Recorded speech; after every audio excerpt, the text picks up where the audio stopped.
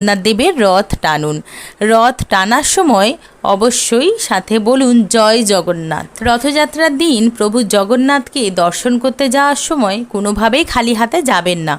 সম্ভব হলে ক্ষীর নিয়ে যান, মিষ্টি নিয়ে যান, অথবা কিছুই যদি না পারেন হাতের কাছে যদি সাদা অথবা হলুদ ফুল পান সেগুলো নিয়ে যান।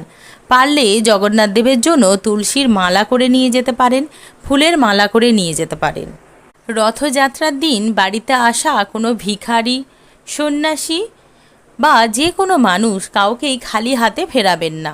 রথযাত্রার দিন পারলে দুস্থদেরকে অন্ন বস্ত্র দান করুন। বন্ধুরা, আমার ভিডিওটি এখানেই শেষ করছি। আমার ভিডিওটা যদি আপনাদের ভালো লেগে থাকে তাহলে একটি লাইক করবেন, কমেন্টে জয় জগন্নাথ লিখতে ভুলবেন না।